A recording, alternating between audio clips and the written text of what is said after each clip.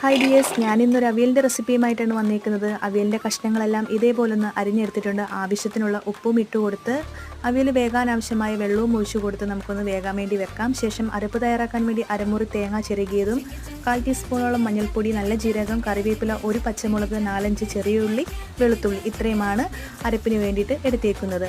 ശേഷം മിക്സിയുടെ ജാറിലേക്ക് ചുമന്നുള്ളി, വെളുത്തുള്ളി, പിന്നീട് ഒരു പച്ചമുളക്, പിന്നെ നല്ല ജീരകം, കറിവേപ്പില, കൂടെ തേങ്ങയും ഇട്ട് ഇതേപോലൊന്ന് പേസ്റ്റ് രൂപത്തിലൊന്ന് അരച്ചെടുത്തിട്ടുണ്ട്.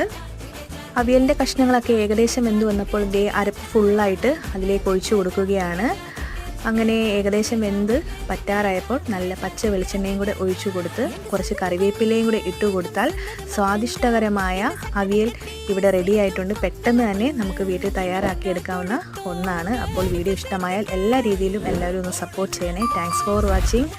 ബൈ.